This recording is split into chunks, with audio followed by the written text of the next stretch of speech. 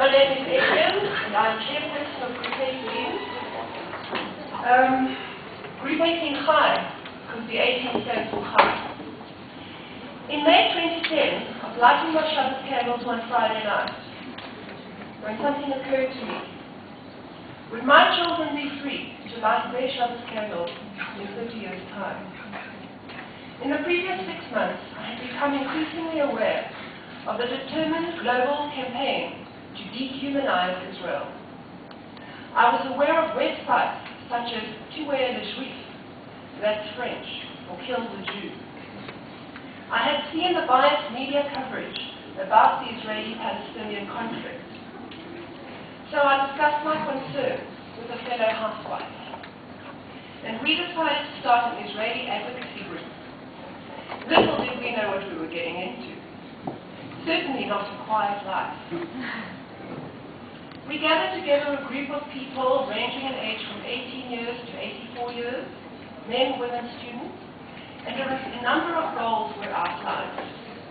The need to inform people. So we have built a substantial database through which we disseminate information. The need to garner support outside of our community. So we have built connections with Christian groups. The need to counter the BDS campaign. So we support boycotts to counter boycotts. In the past 20 months, we have helped organize video screenings such as Professor Alan Dershowitz, The Case for Israel, the Gilad Shalit movie, Iranium, Strangers No More, among other videos. We have invited speakers such as Dr. Alan Rabinovich, who spoke to us about the Abram Project, a wonderful project designed by Israeli doctors to teach safe circumcision methods to our local shamans. Ronnie Godkin spoke to us about Islam and Judaism in the Middle Ages. We were largely instrumental in getting Professor Dershowitz to Cape Town, getting him to talk at the Friday night service at the Marais Road Shul, as well as to be interviewed on National E-News TV. Together with the UJC and the SA Zionist Council, we helped organize a communal presentation with Professor Dershowitz, which attracted approximately 1,500 people. It's quite unprecedented for Cape Town.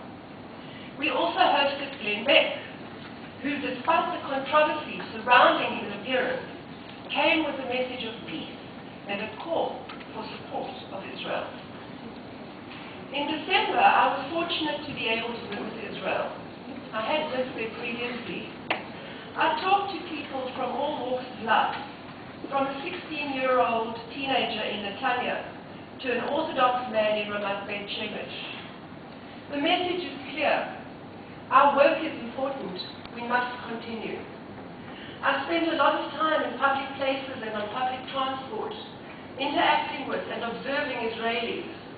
I don't have to tell you that Israelis are normal, ordinary people, doing normal, ordinary things, going to work, cleaning their homes, cooking for their families. Israeli teenagers want the same as our teenagers: clothes, makeup, shoes, boyfriends or girlfriends. 18, 19-year-olds are having to stand up to defend their mothers, brothers, sisters from attack.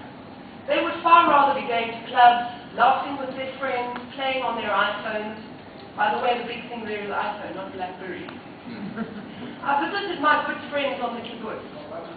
Shaul, the husband, was very ill.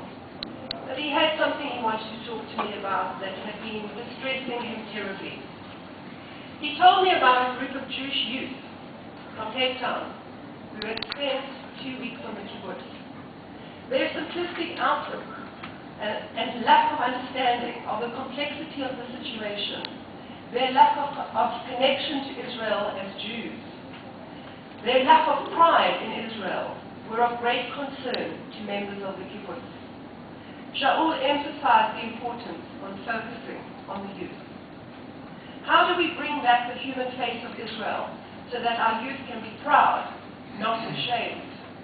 How do we counter the image being presented by a very focused, professional, and progressive campaign? Projects such as Save a Child's Heart, where Israeli and Palestinian doctors are working together to save the lives of children from Africa, from Asia, as well as from the Palestinian territories, are the sort of projects that we have supported and we will continue to promote. George Exantus, a Haitian dancer who lost his legs in the earthquake, has been helped by Israeli doctors who have provided him with the correct prostheses to enable him to continue his dancing career. We would like to bring him to South Africa to tell his story. The BDS campaign is gaining strength. Paris, London, Brussels, on Israel Apartheid Day, protesters go into shops where they throw Israeli products onto the floor. In the United Nations, or perhaps we should call it the farce of nations, the lack of respect for the human rights of the people of Israel has become endemic. In colleges across the US and Canada, in the UK and in Europe, students are acting out charades where they dress up as soldiers and pretend to shoot other students who are dressed up as Palestinians. All you have to do is see the video crossing the midline, the Intifada comes to campus. In our own communities, we have cartoonists, judges, young Jewish activists in Cape Town influencing our youth to defend Palestinian rights at the expense of the rights of Israelis. It is imperative that we stand up to support Israel. It is imperative that we coordinate efforts to work together within as well as outside of South Africa to turn the tide of anti-Israelism. It is imperative that we fight for our children's rights to light Shabbos candles in freedom and liberty in the future.